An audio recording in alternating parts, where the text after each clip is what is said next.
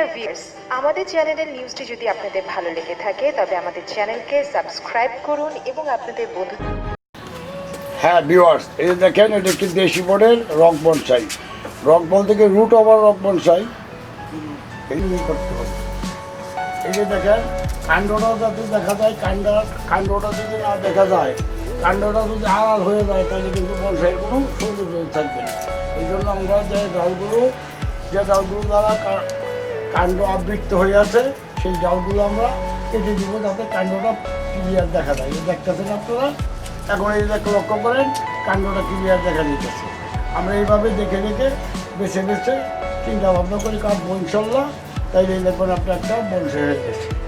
আর rock আপনারা cork sheet দিয়ে তৈরি করতে পারেন। রকের অনেক ভিডিও আছে ইন্টারনেটে, আপনারা দেখে নিয়ে ককশিট দিয়ে রক তৈরি করতে পারেন, কিংবা আপনারা জামা ইট খোলার জামা ব্যবহার করে কেটে টুকরো টুকরো করে সেই জামা দিয়ে আপনারা রক তৈরি করতে পারবেন।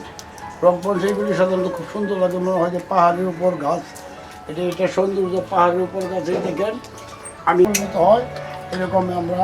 আর উচ্ছিষ্ট মরা পচা ডালগুলোকে আমরা কেটে দেবো। যে এখানে একটা মরা ডাল, এটাকে রাখবো না, এটাকে কেটে দিচ্ছি।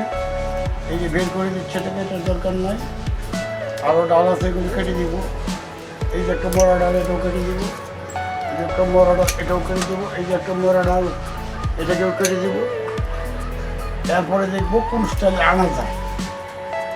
একটা স্টাইল আছে ঠিক আছে, কিন্তু এখন দেখা যায় গাছের টেক্সচারে পরিবর্তনের ফলে মনে করেন আমাদের আরও পরিবর্তন ঘটে, আমাদের স্টাইলেরও পরিবর্তন ঘটে। যে একটা ঢাল আউট হয়ে গেছে, এটাকে আমরা অন্য ডালের সাথে পেঁচিয়ে দিব যাতে আরেকটা টেক্সচারে পরিণত হয়।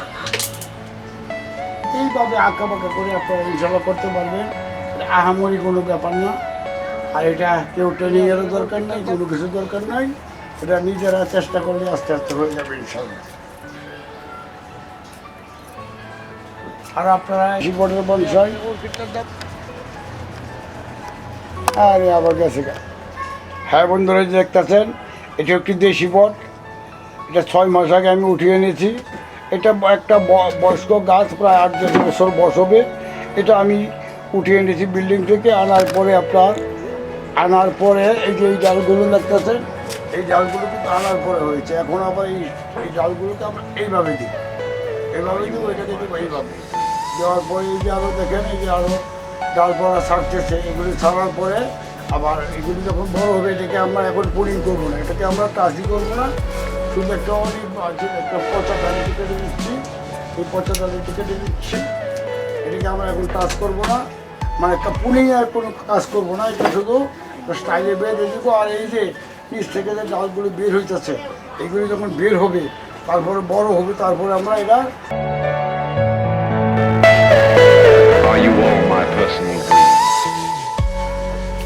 প্রিয় ভিউয়ার্স, এই যে দেখতেছেন এটা একটা বিশাল বড় রক বনসাই। দেখেন দেশি বোর্ডের রক বনসাই, এটা কিন্তু একটা দেশি বোর্ডের রক বনসাই। এটা দেখতেছেন, এই যে টেক্সচার, গোড়ার টেক্সচারটা দেখাইতেছি। দেখেন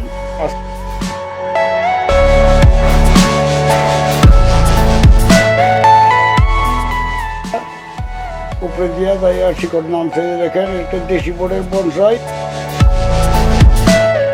টপ পুনিং করবো না, লাইট পুনিং করবো। এই দেখতেছেন এগুলো আমরা কেটে দেবো। দেখেন আপনারা, দেখেন পাতাগুলো কিন্তু অলরেডি ছোটো হয়ে গেছে। এটাই হলো এটার বনসাইয়ের নিখুঁতভাবে বনসাই করলে কিন্তু পাতাগুলো আলটিমেট হয় না, কারণ কাটিংয়ের গাছের কোনো মূল থাকে না, এগুলো অথচ শিকড় ছাড়ে। তার জন্য যে এই স্টাইলগুলো করতে হলে অরিজিনাল